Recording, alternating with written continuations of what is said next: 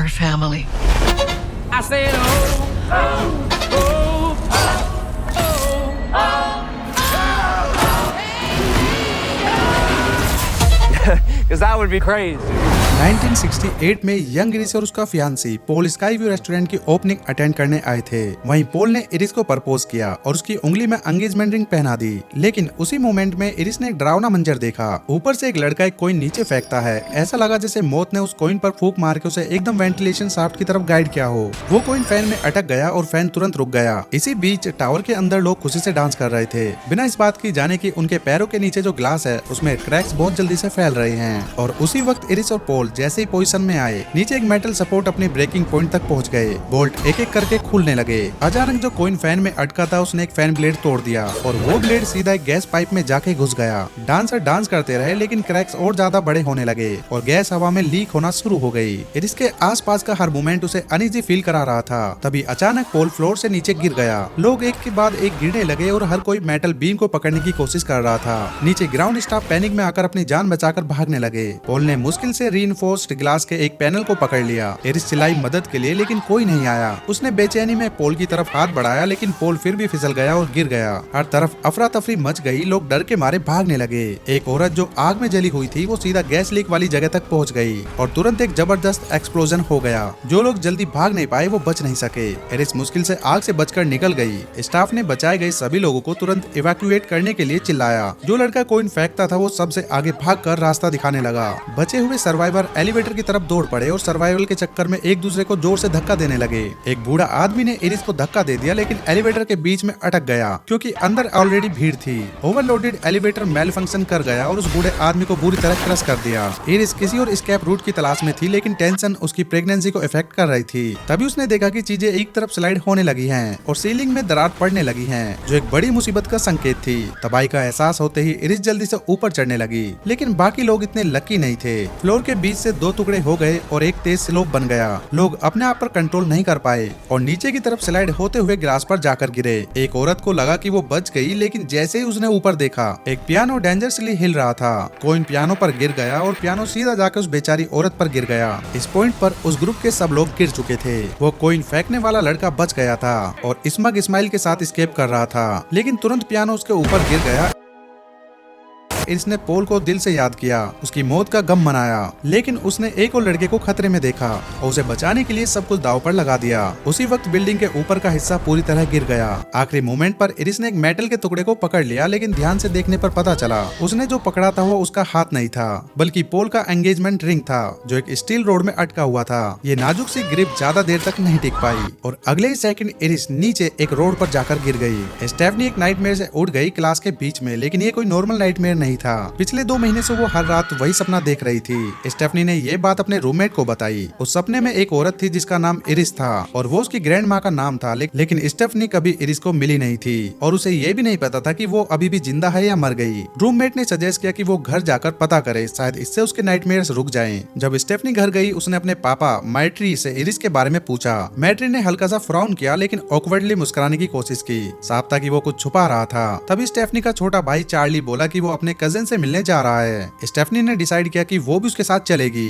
लेकिन निकलने से पहले मैट्री ने उन दोनों से कहा कि वो अपने रिलेटिव्स के सामने इरिस का जिक्र ना करे और इस बात ने स्टेफनी को और ज्यादा सस्पिशियस कर दिया। आखिर इरिस के साथ हुआ क्या था? अगर सपने में जो औरत थी वो इरिस ही थी और अगर उसके साथ कुछ बुरा हुआ था तो स्टेफनी की मॉम कहाँ से आई थी? जब स्टेफनी और चार्ली अपने कजिन के घर पहुंचे तो स्टेफनी ने सीधे अपने अंकल होवर्ड से बात की। वो अपनी माँ डार्लिन के बारे में पूछना चाहती थी। होवर्ड एकदम स्टन रह गया, उसने तुरंत टॉपिक चेंज कर दिया। लेकिन जब स्टेफनी ने स्काई व्यू रेस्टोरेंट का नाम लिया जो उसके सपने में आता था, होवर्ड और उसकी वाइफ ब्रेंडा विजुअली शॉक हो गए। स्टेफनी ने उनसे जवाब मांगना शुरू किया। उसके कजिन भी क्यूरियोसिटी में आ गए और बात में शामिल हो गए। आखिर में उन्होंने बताया कि इरिस मरी नहीं थी लेकिन उसका मेंटल ब्रेकडाउन हो गया था। होवर्ड और ब्रेंडा के लिए तो इरिस का मतलब था बस नाम की जिंदा। स्टेफनी इरिस से खुद मिलना चाहती थी ताकि शायद उसके नाइटमेयर्स खत्म हो जाए। फ्रस्ट्रेटेड होकर होवर्ड ने समझाया कि जब उनके फादर की डेथ हुई तो इरिस ने अपना कंट्रोल खो दिया। उसने बच्चों को स्कूल भेजना बंद कर दिया, उन्हें घर में ही लॉक कर दिया और हर वक्त इस डर डर में रहती थी कि उनके बच्चे मर जाएंगे। आखिर में पुलिस ने इंटरवीन किया और इरिस को ले गए।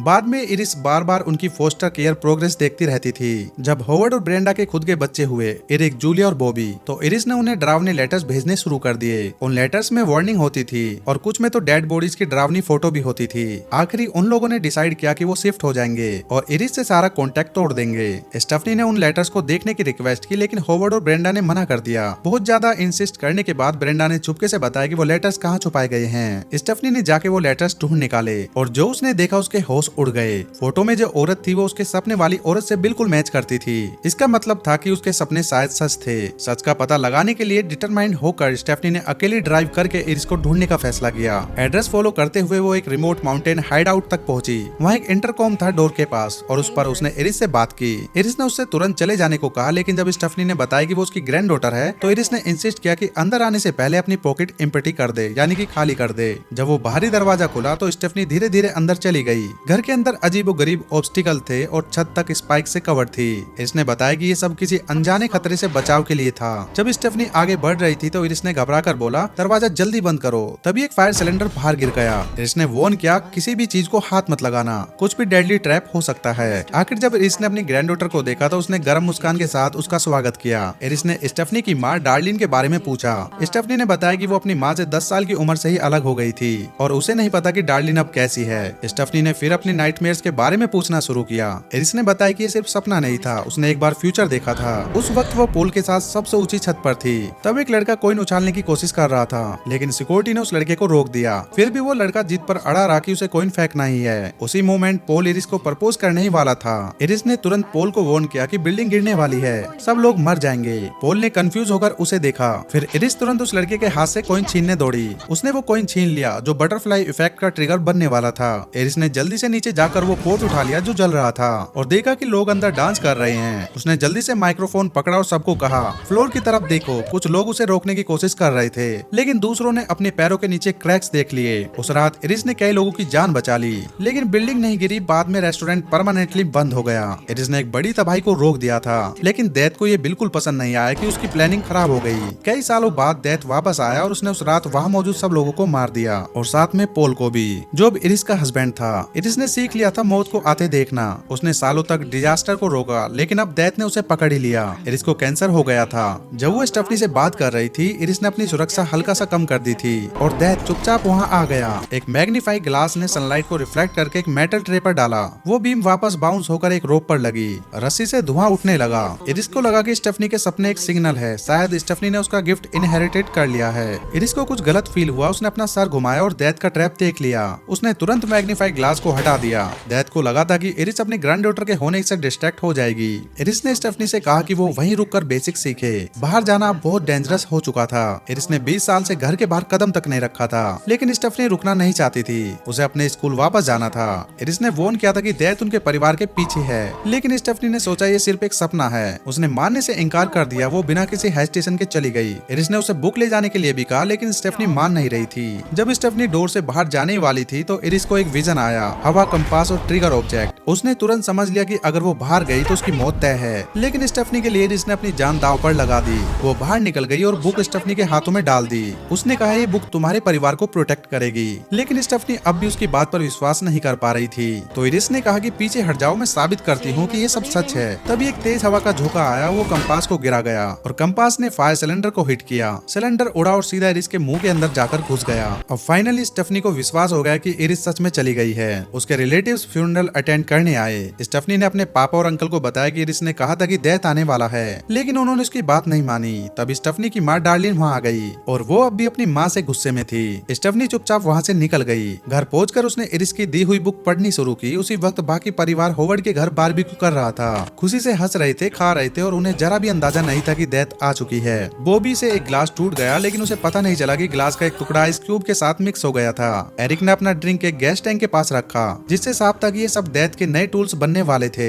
जब सब लोग खाने पीने के लिए इकट्ठे हुए तो बिन जाने उस आइस का यूज किया, जिसमें ग्लास का सेडेट छुपा हुआ था। होवर्ड ने एक टोस्ट उठाया। उसने कहा, इरिस की दैत ने हमें ये याद दिलाया कि जिंदगी को ऐसी पल जीना चाहिए। सबने ग्लासेस क्लिंग किए और एक सिप लिया। अचानक जूलिया का गला रुक गया। उसे लगा जैसे कुछ उसके गले में अटक गया हो और वो सांस नहीं ले पा रही थी। सब उसके पास में भागे, लेकिन पता चला कि उसने गलत तरीके से उसे निगल लिया गया था। अब वो ठीक थी। अंदर स्टेफनी इरिस की बुक पढ़ रही थी। उसने एक चैप्टर देखा जिसमें कोइन वाले इंसिडेंट और एक बारबेक्यू ग्रिल का जिक्र था। उसी वक्त एरिक बाहर बारबेक्यू लाइट कर रहा था। बॉबी ने चार्ली को बुलाया ट्रैम्पोलिन पर जंप करने के लिए, लेकिन उन्हें पता नहीं था कि ट्रैम्पोलिन के नीचे एक सांप रैक छुपा हुआ था। बुक स्टेफनी के हाथ से गिर गई। उसके अंदर एक बुरी फीलिंग्स जाग गई, खतरे का एहसास। जब ग्रिल की लाइट जली तो एक फोटो फ्रेम गिरा और टूट गया। एक गिलास का शेडेड फ्लोर पर बाउंस हुआ। उसी ड्रिंक्स में गया जिसमें गिलास का टुकड़ा था। होवर्ड ने अपना ड्रिंक लिया और एक सिप लिया, लेकिन कुछ नहीं हुआ। फिर कैमरा डार्लिन के गिलास पर जूम हुआ। क्या वो उसका था? स्टेफनी को लगा कुछ गड़बड़ है। वो तुरंत होवर्ड के घर की तरफ दौड़ी और अपने भाई चार्लिन को कॉल किया, लेकिन चार्ली ने कॉल पिक नहीं किया। ट्रैम्पोलिन की स्टिचिंग लूज थी और ब्रेक होने के बिल्कुल करीब थी। रास्ते में स्टेफनी को एक वार्निंग साइन मिला, डेंजर अहेड, जैसे खुद मौत उसे रोकने की कोशिश कर रही हो। फिर पता चला कि ग्लास रेड एक्चुअली उसके पापा मैट्री के ड्रिंक में था, लेकिन उसने सिर्फ एक छोटी सी सिप ली और ग्लास टेबल पर रख दिया। तभी होवर्ड ट्रैम्पोलाइन पर जंप करने गया। सरफेस लग रहा था जैसे किसी भी मोमेंट टूट सकता है। किस्मत से डार्लिन की नजर उस हिडन रैक पर पड़ गई। उसने चिल्लाया और दौड़कर उसे उठाया और वापस शेड में रख दिया। लेकिन उसी वक्त ब्रेंडा से एक बोतल गिर गई, जो जाके एक मशीन के स्विच को हिट कर गई। नीचे के पाइप ट्विस्ट होने और शेक करने लगे। वही रैक जो पहले शेड में रखा गया था स्लाइडिंग करके नीचे आ गया। जब स्टेफनी वहाँ पहुंची तो डेथ अपना नेक्स्ट परफॉर्मेंस शुरू करने को रेडी था। होवर्ड उससे ग्रीट करने आया, तभी बॉबी का पैर ट्रम्पोलाइन में अटक गया। जूलिया ने उस तरफ देखा, उसके कप से एक ग्लास रेड नीचे गिर गया। होवर्ड उस शेड पर कदम रख गया और उसे बहुत ही तगड़ा दर्द हुआ और उसी वक्त रैक जाके लॉन मोवर पर गिर गया। होवर्ड का बैलेंस बिगड़ गया और वो गिर गया। लॉन मोवर सीधा उसकी तरफ चलने लगा और उसी मोमेंट उसकी जान ले ली। फैमिली ने एक और फ्यूनरल अटेंड किया। स्टेफनी घर भाग कर गई ताकि वो फिर से इरिस की बुक देख सके। उसे एक नोट मिला जिसमें लिखा था जेबी ने किसी सर्वाइवर को ढूंढा है। स्टेफनी ने एनालिसिस करना शुरू किया कि अब नेक्स्ट कौन हो सकता है। इरिस और पॉल के बच्चे थे होवर्ड और डार्लिन। होवर्ड के बच्चे थे एरिक, जूलिया और बॉबी। डार्लिन के स्टेफनी और चार्ली। वो सब ब्लड से कनेक्टेड थे और डेथ से बच नहीं सकते थे। स्टेफनी ने पैटर्न सबको समझाया। अब सब शांत होकर सुन रहे थे। सब कुछ रेस्टोरेंट के डेथ लिस्ट से ही था। डेथ का ऑर्डर वही था जो इरिस ने पहले देखा था। पहले तो 100 लोग मरने वाले थे, लेकिन इरिस ने उन्हें बचा लिया था और अब डेथ वापस आया था, एक एक करके सबको क्लेम करने। डेथ एक स्पेसिफिक ऑर्डर फॉलो करता है। पहले होवर्ड के परिवार से शुरू करता है, फिर स्टेफनी के परिवार की तरफ बढ़ता है। मैटी और ब्रेंडा ब्लड रिलेटिव नहीं थे, तो शायद डेथ की लिस्ट में नहीं थे। इसका मतलब सबसे ज्यादा डेंजर में था होवर्ड का बड़ा बेटा एरिक। लेकिन किसी ने स्टेफनी की बात नहीं मानी। सबको लगा या तो वो ओबेस्ट है या उस पर कोई शराब है, और एक एक करके सब उसके पास से चले गए। एरिक अपने वर्क प्लेस पहुंचा। वहाँ एक स्पिनिंग फैन एक लटकती चेन से टकरा गया। वो चेन परफेक्टली एरिक के नोज रिंग से हुक हो गई। उसके पास ही डिसइंफेक्टेड फ्लोर पर गिर गया। फैन घूमता रहा और चेन और ज्यादा टाइट होती गई। एरिक चेन से नोज रिंग निकाल नहीं पा रहा था। उसे टिप टॉय पर खड़े होकर बैलेंस बनाना पड़ा। उसने गलती से एक लैंप को बम्प कर दिया। लैंप गिर गया और वो तुरंत ही एक आग में बदल गया। सब कुछ और खराब होने लगा। टेबल का ग्लास टूट गया। एरिक पैन और पैनिक में था। डिसपेरेंटली अपने आप को छुड़ाने की कोशिश कर रहा था। आखिरी सेकंड में उसने चेन तोड़ दी, लेकिन गिरते हुए कुछ ही पल बाद शॉप में एक जबरदस्त ब्लास्ट हुआ। इसी बीच स्टेफनी परेशान थी। एरिक ने रात भर उसकी कॉल का जवाब नहीं दिया था। उसने चार्ली को उठाया और दोनों उसकी तलाश में निकल गए। रास्ते में उनका एक एक्सीडेंट होने से बचा, किस्मत से। उसने अपने जलते हुए लेदर कपड़े फाड़ के अपनी जान बचाई। लेकिन जो उसके बाद हुआ, उसने स्टेफनी को और पक्का कर दिया कि डेथ उनका पीछा कर रहा है। एरिक अब भी इस बात पर विश्वास नहीं कर रहा था, तो स्टेफनी ने डिसाइड किया कि वो उसके साथ ही रहेगी, उसे प्रोटेक्ट करने के लिए। तभी उनकी मुलाकात जूलिया से हुई, जो जॉगिंग के लिए बाहर निकली थी। एक गार्बेज ट्रक वहाँ से गुजरा। स्टेफनी ने तुरंत एरिक को वार्न किया कि ट्रक के पास मत जाओ, लेकिन एरिक केयरलेस था। वो ट्रक के पास जाके मजाक करने लगा, फनी फेसेस बनाने लगा। जूलिया ने उन्हें इग्नोर किया, अपने हेडफोन्स लगाए और भागती रही। लेकिन जो नेक्स्ट हुआ वो किसी ने एक्सपेक्ट नहीं किया था। जूलिया गलती से गार्बेज ट्रक में गिर गई। वो लोग शौक में उसी ट्रक के पीछे दौड़े, लेकिन ड्राइवर ने भी हेडफोन्स लगाए हुए थे और उससे कुछ सुनाई नहीं दिया। स्टेफनी ट्रक पर चढ़ गई और जूलिया के हाथ पकड़ने की कोशिश की। उसने उसका हाथ पकड़ भी लिया, लेकिन अब बहुत देर हो चुकी थी। कंपैक्टर ने जूलिया को क्रश कर दिया। इसी मोमेंट पे फाइनली पूरा परिवार समझ गया कि डेथ सच में उनका पीछा कर रही है। तभी ब्रेंडा ने एक शॉकिंग ट्रूथ रिवील किया। एरिक होवर्ड का बायोलॉजिकल बेटा नहीं था, वो ब्रेंडा के अफेयर का रिजल्ट था। शायद इसलिए एरिक अब तक बच गया था,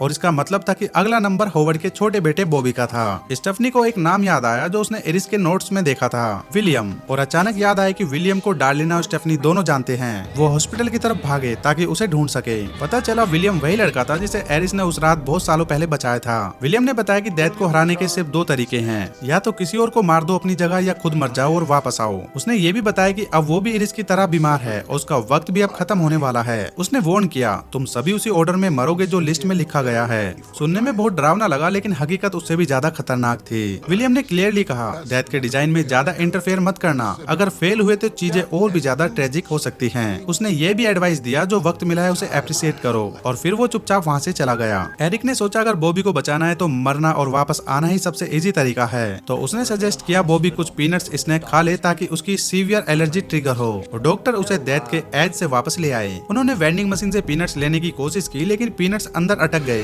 फ्रस्ट्रेटेड होकर एरिक ने ग्लास तोड़ दिया ताकि पीनट्स निकाल सके। फिर दोनों ने मिलकर पूरी मशीन उठाई। काफी स्ट्रगल के बाद पीनट्स मिल गए। उसके बाद वो बगल के रूम में गए लेकिन गलती से MRI स्कैनर एक्टिवेट हो गया। एक पावरफुल मैग्नेटिक फोर्स ने सारे मेटल ऑब्जेक्ट को अपनी तरफ खींचना शुरू कर दिया। एरिक की बॉडी पियर्सिंग भी मशीन की तरफ खींचने लगी। पीछे से एक व्हील चेयर भी हवा में उड़कर सीधा उसकी तरफ गया। एरिक जबरदस्ती MRI मशीन के अंदर क्रश हो गया। वो भी जिसने अभी पीनट्स खाए थे कुछ नहीं कर पाया। उसने एरिक के हाथ से API पेन लेने की कोशिश की। तभी एक डॉक्टर वहाँ आया जिसने अंदर कुछ गड़बड़ महसूस हुई और उसने डोर खोला। लेकिन उसी वक्त वेंडिंग मशीन का एक लूज स्प्रिंग उड़ा और सीधे बॉबी के सर को छेद गया। उसकी वहीं पर मौत हो गई। स्टेफनी, डार्लिन और चार्ली ने एक दूसरे को कस के थाम लिया। उन्हें समझ में आ गया डेथ से लड़ना मुमकिन नहीं था। तो उन्होंने डिसाइड किया इसके रास्ते पर चलेंगे और सब कुछ दाव पर लगा देंगे। तीनों गाड़ी में बैठकर माउंटेन्स की तरफ चले गए। एरिस के पुराने कैबिन तक। उन्होंने नोटिस किया कि नोटबुक से एक कॉइन गिर गया था। एक बूढ़ी औरत ने उसे जमीन से उठाया। कैबिन बहुत क्रीपी लग रहा था जैसे डेथ पहले से उनका इंतजार कर रहा हो।